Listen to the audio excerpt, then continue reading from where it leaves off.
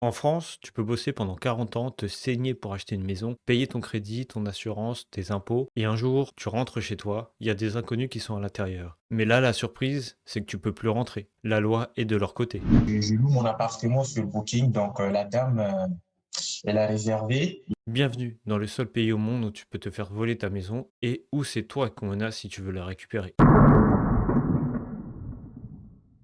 Regardez bien cette histoire. Voilà, ce sont des voisins qui a prévenu mon père en disant encore pour la troisième fois ta maison est squattée.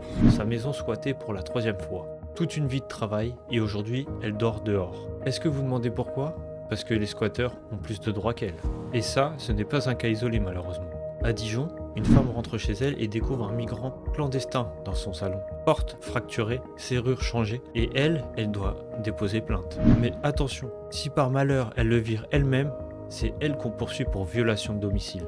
Voilà, on a réussi à transformer un vol en droit social. On nous dit le droit au logement pour tous. Sur le papier, c'est noble, mais dans la réalité, c'est devenu un bouclier pour les profiteurs. Entre les vrais sans-abri et les squatteurs organisés, il y a un monde qui les sépare. Parce que certains savent très bien comment utiliser la loi pour ne pas payer de loyer. Ils savent que, tant qu'il reste 48 heures, qu'ils changent la serrure, qu'ils ont un enfant, ou qu'ils disent on n'a nulle part où aller, la police, elle ne bougera pas. Et pendant ce temps-là, le propriétaire, il continue de payer son crédit, sa taxe foncière et ses charges.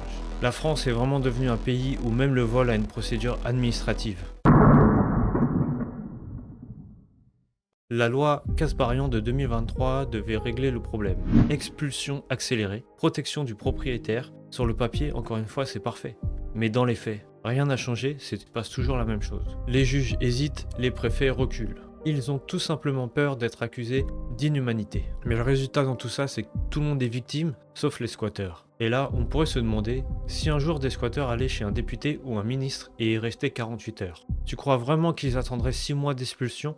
Non, moi je pense pas. En 24 heures, ce serait réglé. Quand la loi s'applique pas pareil selon qui tu es, ce n'est plus une loi, c'est une farce. On parle de liberté, qualité et fraternité. Encore une fois, c'est beau sur le papier, mais quand ça arrive, il n'y a rien qui se passe. Mais le pire dans tout ça, c'est qu'on est là à te faire culpabiliser. Si tu veux récupérer ton bien, t'es un riche sans cœur. Si t'en as marre, t'es égoïste. Mais personne ne parle de ceux qui bossent pour payer. Prenons l'exemple de cette femme qui a craqué, elle a viré sa squatteuse elle-même. Mais tout le monde l'a pointé du doigt. Mais franchement, t'aurais fait quoi toi? Qui n'aurait pas fait ça? Quand tu bosses tous les jours pour ton bien, que tu l'as mérité et que tu l'as pas volé, et quand quelqu'un vient te le prendre, c'est pas de la pauvreté, c'est de l'abus. Ce pays récompense ceux qui abusent et punit ceux qui respectent les règles.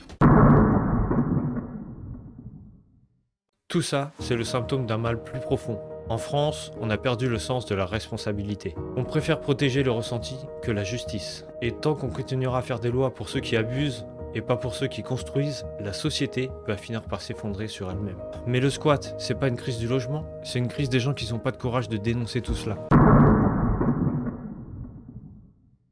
Alors non, dénoncer les squatteurs, c'est pas être dur, c'est juste vouloir de la justice. Parce qu'un pays qui n'est pas en train de protéger ses propres citoyens finit toujours par se faire squatter lui aussi. Mais dites-moi en commentaire, est-ce qu'on vit encore dans un état de droit ou dans un état d'excuse?